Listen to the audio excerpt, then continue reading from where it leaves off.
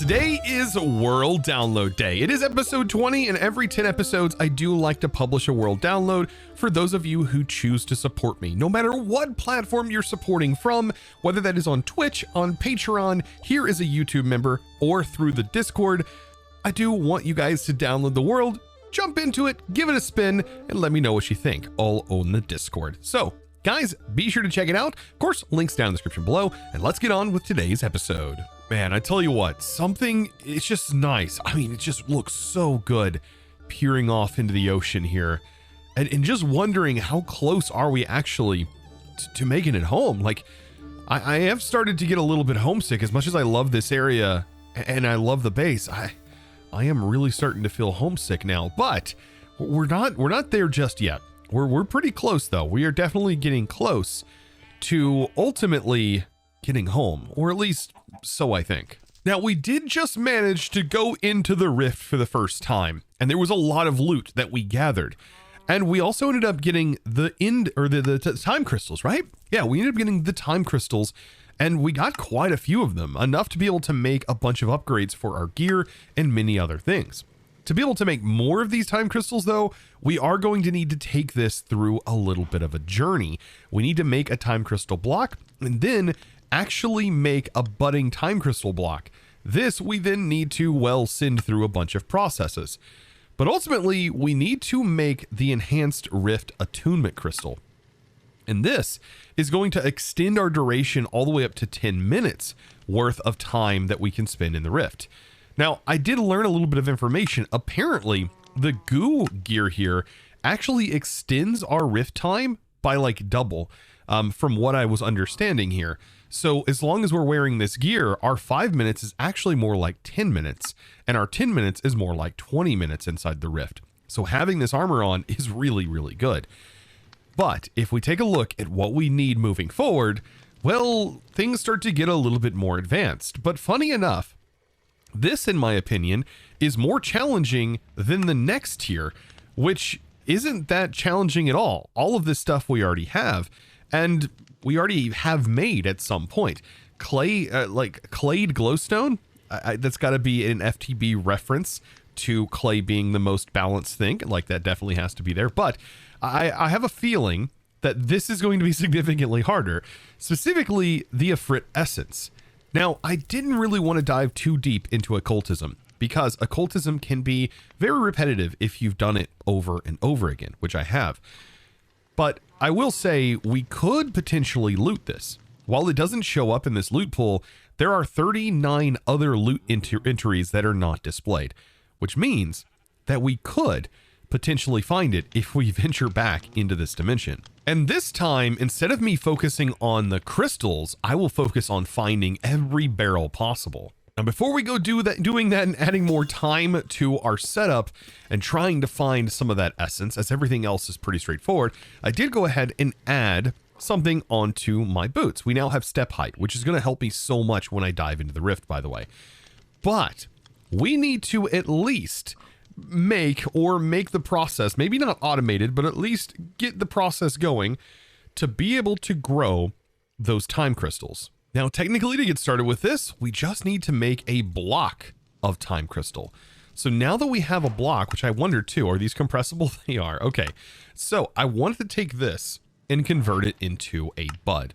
Now, the weird part about this is if we do place this, and it is made, we need to be able to pick it up without breaking it. So there's a couple of ways we can move it.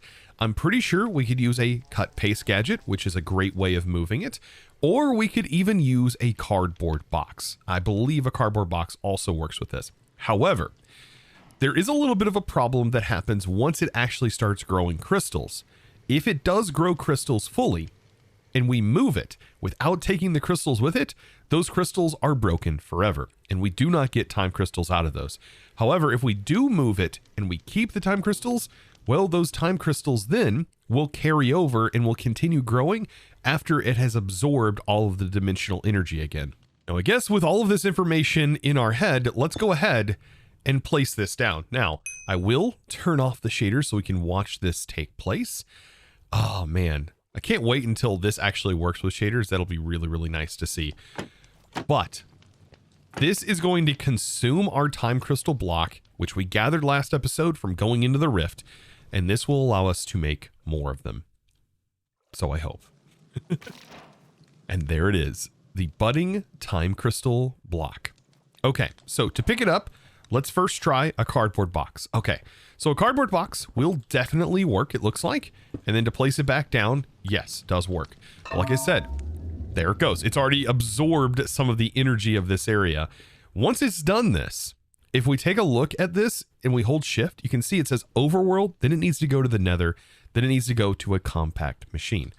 So that is something to keep in mind, that we are going to need to worry about this. And I have automated this process fully in packs, for example, like All the Mods 10, and even in Craftoria, I set up an automation for this. However, this pack has felt a little bit different in terms of automating. There's really not been a lot that I felt the need to actually automate, including this process as well, as we don't really need a lot of time crystals. As much as I would love to make time fluid and have an infinite supply of it, you really don't need a lot of it. And even if you do need a lot of it, you can definitely just farm a few of these inside of the rift. And well, we could do that instead of doing this process altogether. However, I feel like at least showing you how this works is pretty darn cool. So let's wrap this up. And then we need to take this into the nether. So now that we're in the nether, we can put this stuff to use. Let's go ahead and head on down to the very, very bottom. And so what I want to do is just place this down, grab our cardboard box, and just watch it as it consumes some of the area. That's really all we have to do here. And as soon as this converts, which it might take a little bit of time, as soon as it converts, we can then just move it to the compact machine dimension. Which, speaking of the compact machine and also accessing our applied energetics system, I did want to show that it is supposed to work cross-dimensionally that we made last episode, even though it doesn't work in the rift. I can access it cross-dimensionally as I am here as well. Just wanted to show that it does work. But there we go. Taking a little bit of time, right? If I wanted to accelerate this, we can actually use growth accelerators to accelerate this process, which I do want to show off when we actually go to grow the crystals themselves. So, now that it has consumed some of the nether, let's package it back up, pick it up, and well, now we need to take this bad boy to a compact machine. Now, funny enough, if you were watching this early on, you may have realized I did get a compact machine as a reward way early on. But I was like, oh, I can't use it because at the time I didn't have the stuff to be able to make a personal shrinking device. Well, now I definitely do. So now we can make the personal shrinking device and throw all of this stuff together. And well, we can now travel in and out of this super duper compact machine. And here we go, the personal shrinking device. Now, where should I put this? I mean, we could put it right here. We can move this around, by the way, after we've placed it in. But now that we've done this, all we have to do is just simply right click the personal shrinking device onto the compact machine. And would you look at there, we are now in a compact machine box. Also, creepy music playing now. But once you're in here, you can shift right click, by the way, to set your actual spawn point. So whenever you go back in here, you can spawn to that location. But like I said, the primary thing we need to do is just simply place this in. Now, I do want to raise this up one, and I'm going to explain the reason why. But we're going to place the cardboard box here. And then what I want to do is I want to place a few blocks down, because this is where I want to show you how crazy the growth accelerators can be for this. So we can use the growth accelerators from Applied Energistics for this exact thing. Just like we use to accelerate our mystical agriculture crops, we can use this to accelerate the growth of the bud and also the time it takes for it to absorb the stuff around it. So let's give ourselves some space here. And as soon as I remove this cardboard box, we should hopefully get some stuff growing on the top and the bottom. Let's give myself a way to get back up here. Something like that should work. Perfect. And as soon as I pull this off, it has already consumed the area and has now started to grow the crystals. And this is where I said that it is pretty darn powerful. But notice, it was not enough time to technically get the buds to fully grow. So this is where we could teleport the entire system to all of the dimensions back and forth. And we can do that with just dire things. Or we can actually pick up this entire setup and we can set up a way to place it back down by hand, just temporarily, to be able to get all the stuff done, like have it all grow up. But to be able to pick it all up, we're going to need a special device. And this is where Dyer comes in handy again. And that tool is none other than the cut paste gadget. And so if I go ahead and make this thing, it does have a huge buffer that it needs to charge up. But I mean, we just need to place a block like right here and place a block right here. And that's really it. And we can move this thing all over the place. So if I go ahead and I make sure this is in cut mode and I right click here and shift right click here, this bounding area is then selected. And all we have to do is hit cut. This is then going to pick all of it up and it's just ready to be placed in the other dimensions. You know, we'll say just be careful where you do paste it in, because if you do paste it, for example, here, it will delete the things that it is taking the place of. So you definitely don't want to do that. But notice as soon as it's placed in, it immediately absorbs the area. And then we just need to recut. So right click, shift right click, cut. We pick it back up and we just move it to where we want. For example, the nether. And there it goes again. It happens so fast as well because of the growth accelerators. And now after sending it back through all of the positions again, let's place it back in. And let's just see this time, is it going to be enough to grow the crystals to full buds? That one is there it is.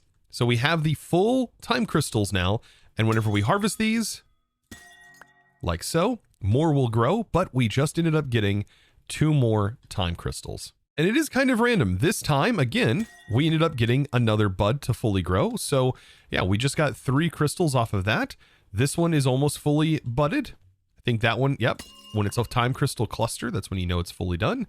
And there we go. We just got another one. And sometimes this lasts longer than other times, in my experience when setting these up. Yeah, I mean, just look at this. So far, we've already gotten several of these. We now are up to 6. And there we go. After about 7 or so from this time, it has now reset and, well, is just going to need to be redone again. But I tell you what, we're not going to need a whole lot of these, to be fair. As you can see right here, 7 is a lot, and it's only used for a few things. Like the death protection is probably going to be pretty good to make. This only requires 4. Some of these paradox machines do require things, and I don't know if we're going to need the paradox machine, but Insta break I really don't need, honestly. Time protection we don't really need.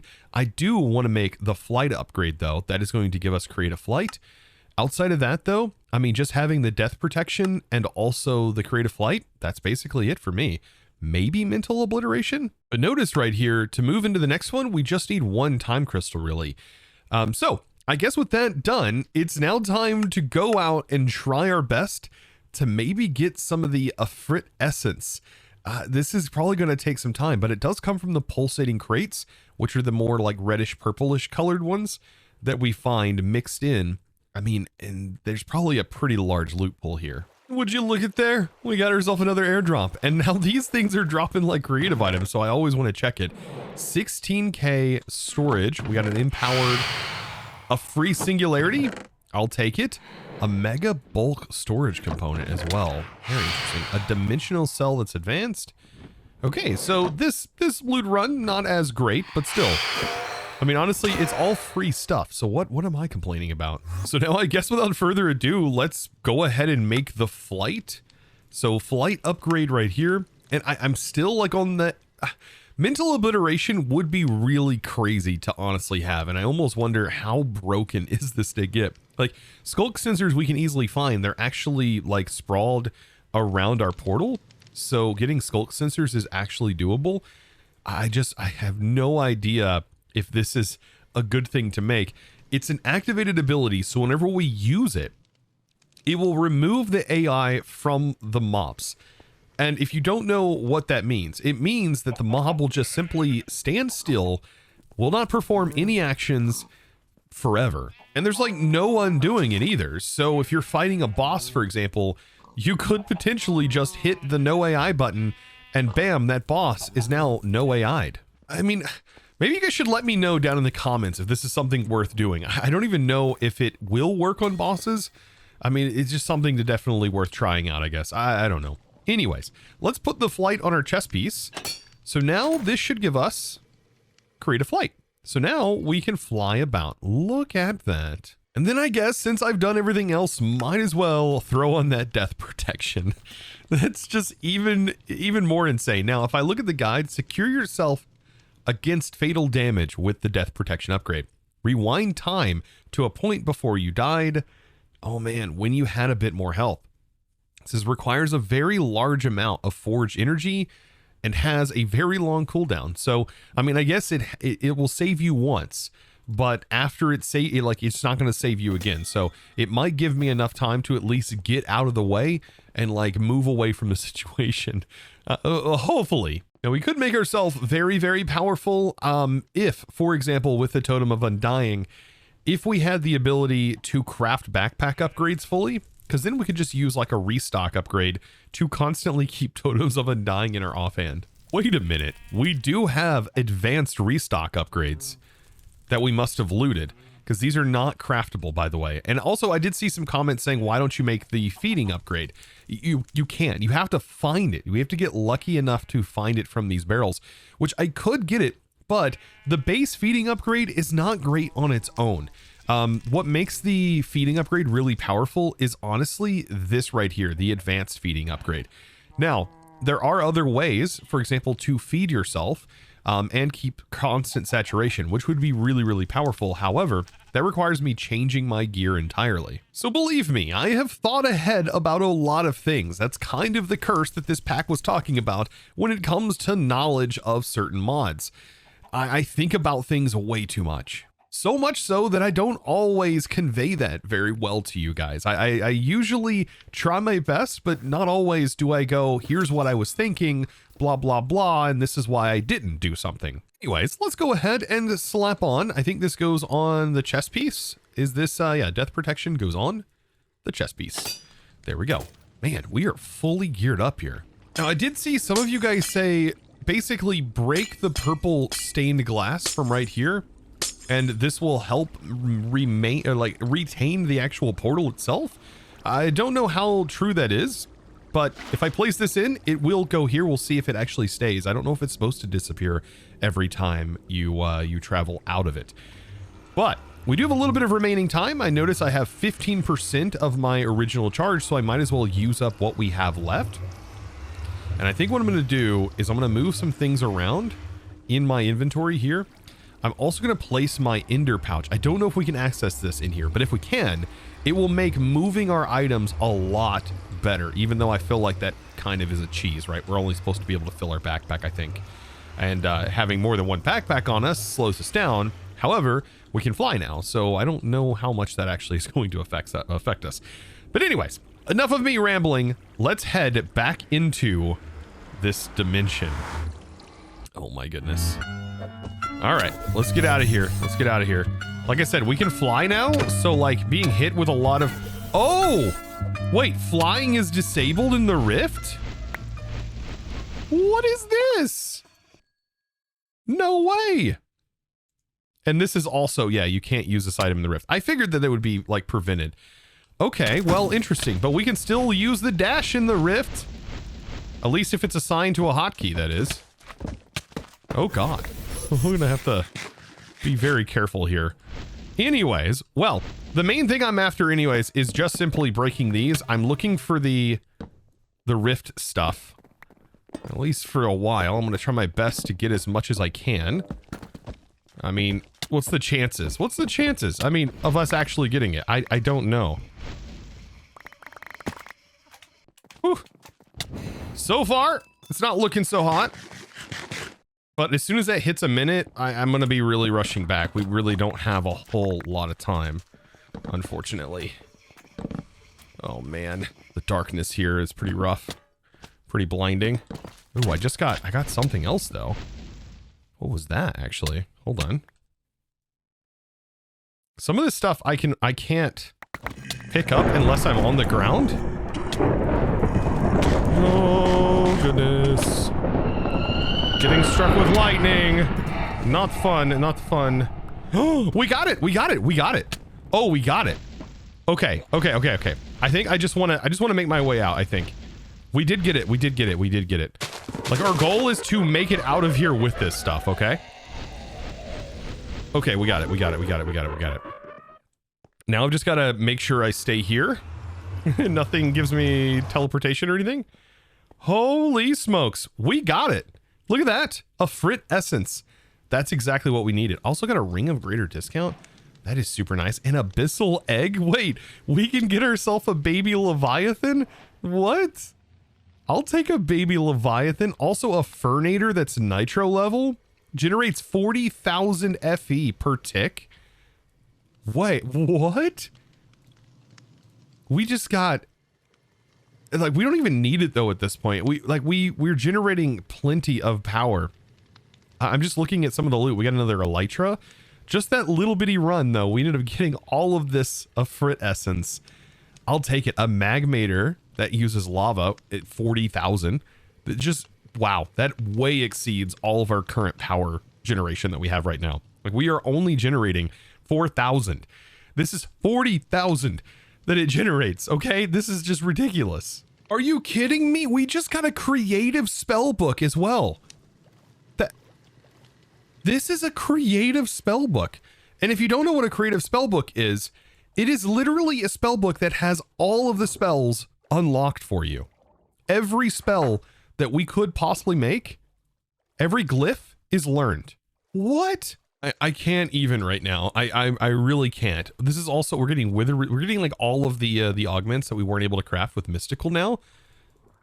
So much stuff. And then I feel like this is a joke. I really do. But the focus of block shaping being considered such a high tier item, maybe courtesy of what you can actually do with this focus is kind of hilarious. AKA the Boss Shredder 9000, which we might actually use considering we ended up getting this focus. I mean, and a creative spell book.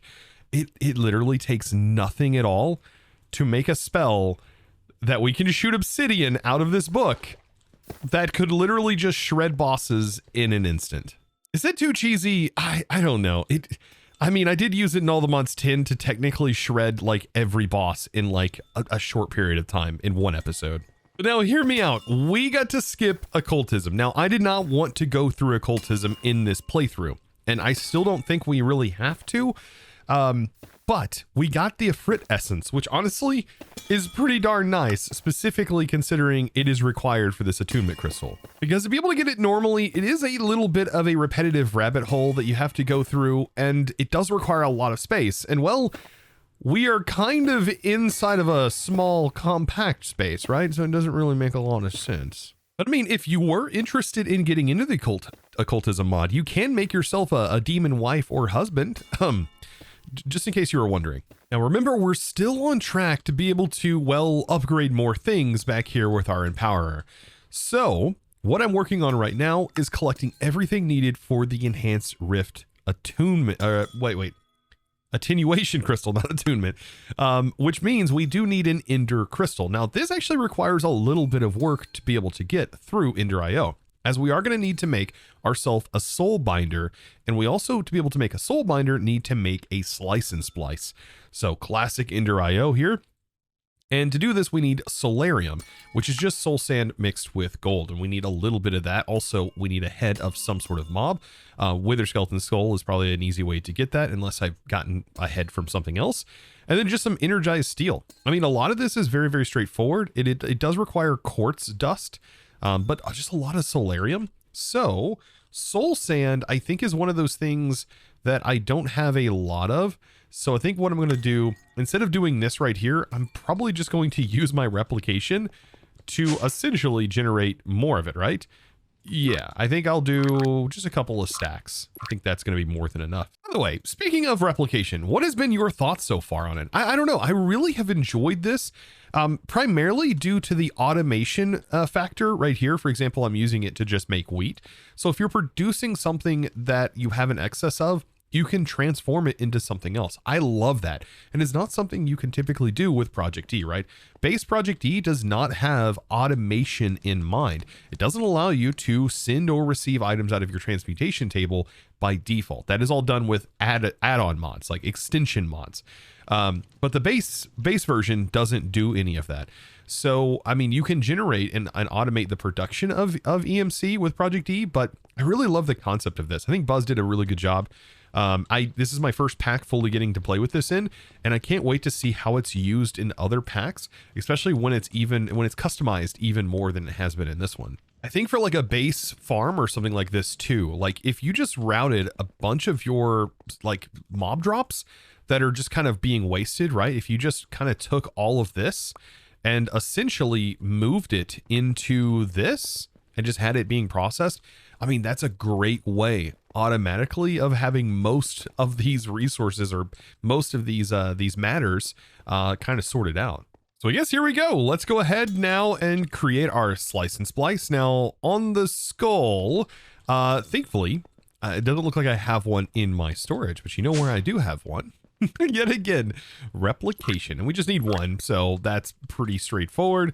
Let's see. Yeah, there we go. Perfect. So I have just about everything though ready to go here, and this head is what's going to allow us to make the Z-Logic controller. However, I am going to run into a problem where I need a zombie skull.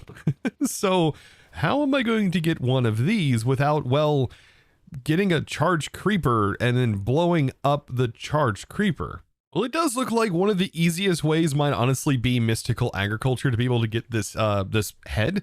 Once we get one though, we don't have to worry about it anymore, but I think getting the seed could be very easy. Because really what we need is a soul extractor, and once we have the soul extractor set up, it's not going to be too bad at all to be able to fill 4 vials to be able to make that seed. And we have a lot of essence stored up. And we also have a lot of prosperity stored up. So all of this together is going to be pretty straightforward. And we also already have soulium dust that was generating early on. So yeah, we have plenty of this material. Now, looking further into this, more than just the soul jar itself, which we will need, we are going to need charged void flame seeds.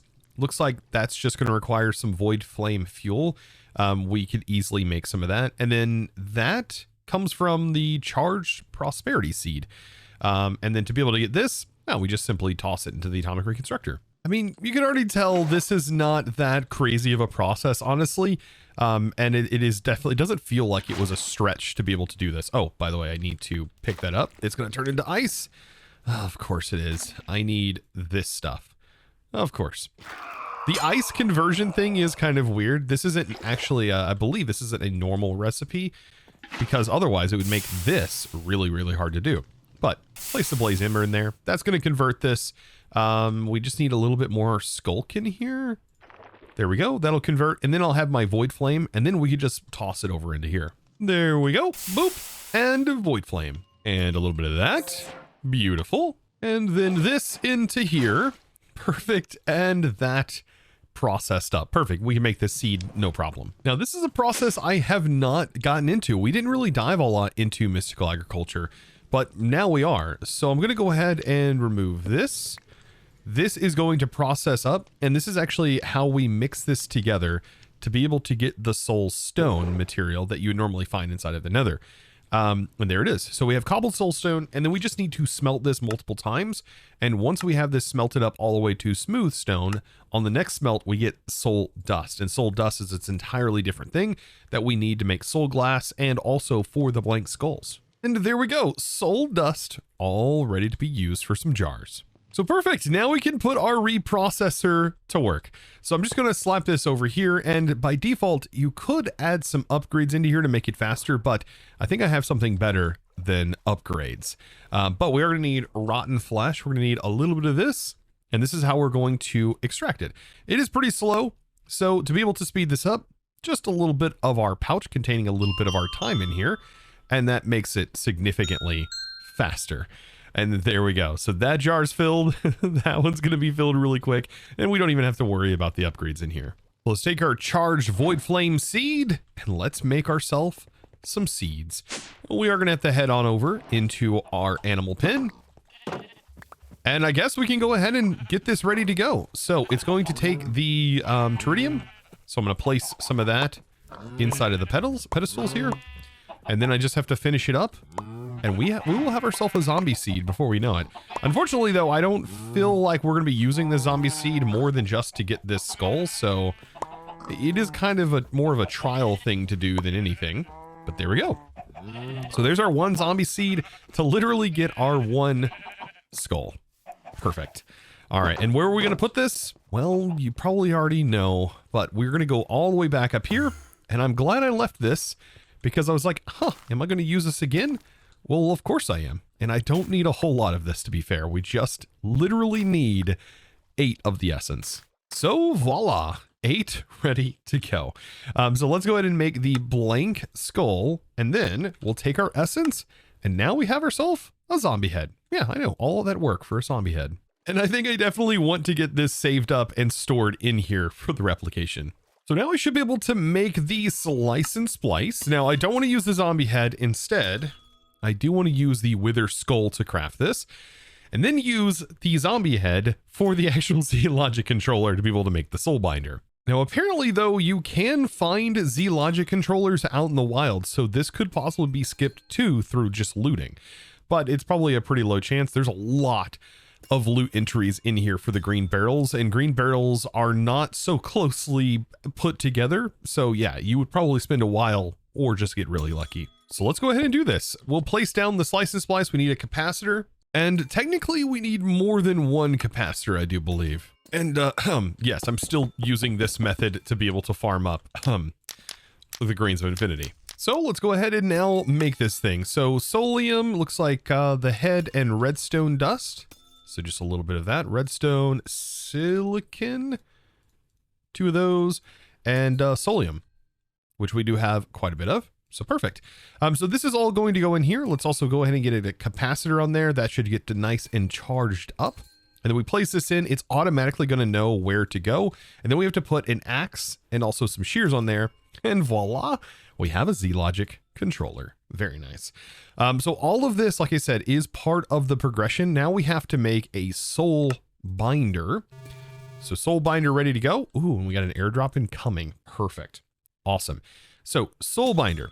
Let's see, soul vial. Now, for this, we do need quartz. So if we actually take quartz like this and we drop it into the smelter here, what it's going to do is it's going to produce the fused quartz that we need. And I think it takes 3 quartz in order to make one of the fused quartz here. 4 quartz, actually.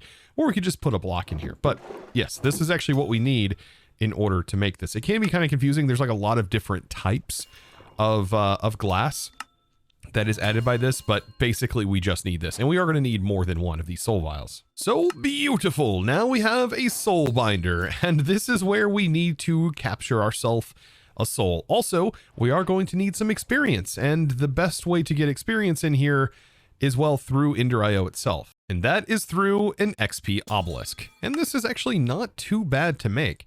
It does require us to make another insouled chassis, but there we go. This is perfectly set up. We could place it right next to this, and inside of here we can store some levels, and then we can set the configuration to actually push XP levels into here, and that's how you can get XP into here. But now for the fun part, we need to get ourselves an Enderman.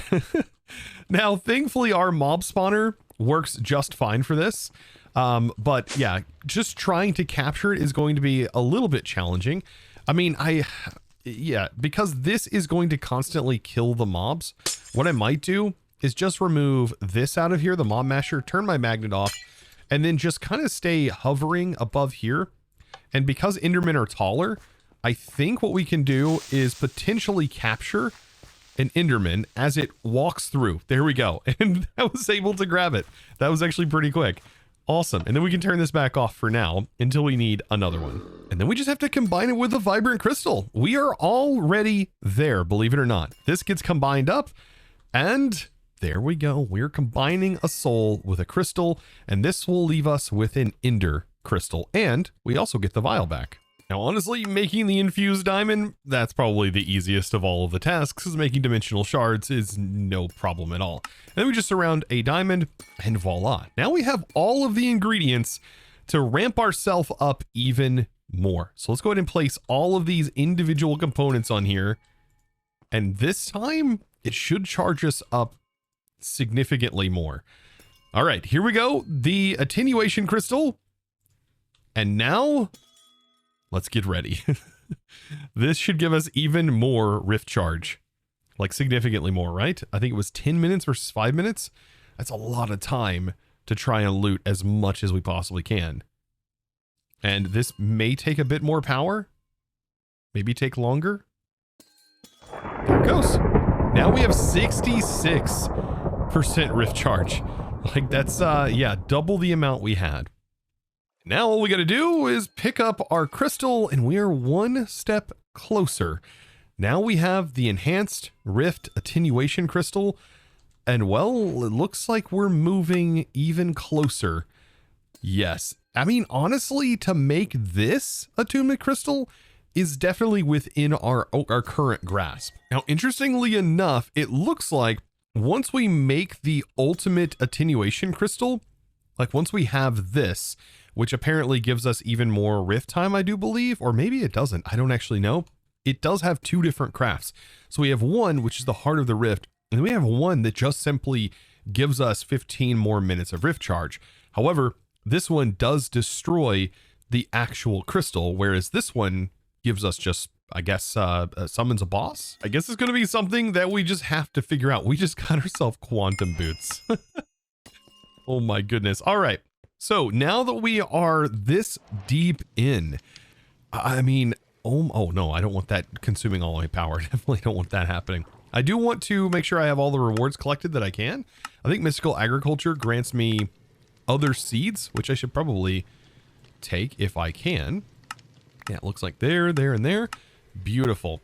Now, as of right now, I mean, we're looking to dive even deeper into the rift, I think. And if we're going to be fighting a boss, we definitely want to make sure we are prepared to fight a boss. But I think that is just something we're going to have to worry about next episode, because today we are all out of time. And guys, I hope you did enjoy today's episode. Now, don't forget, today is World Download Day, so if you're a supporter of any tier, be sure to get that world download handled all over on the Discord. So definitely check that out. If you haven't already, make sure you get everything all linked up. No matter if you're a supporter on Twitch, a supporter on Patreon, here as a YouTube premium member, or even a supporter on the Discord.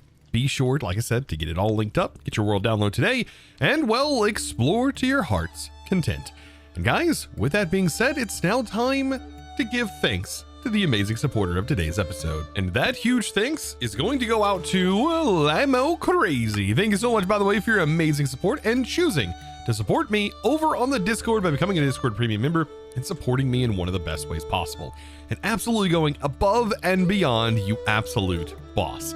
Thank you so very much. Now, guys, don't forget to click that subscribe button if you haven't already. If you've made it this far in the video, it'd be wild if you haven't. And well, give this video a huge thumbs up. Comment down below, by the way, what is your favorite food? I would love to hear. I don't know, maybe you'll let me know. It's a weird question to ask, but I would love to know it. And guys, with that being said, I'll see you in the next one. And as always, thanks for watching.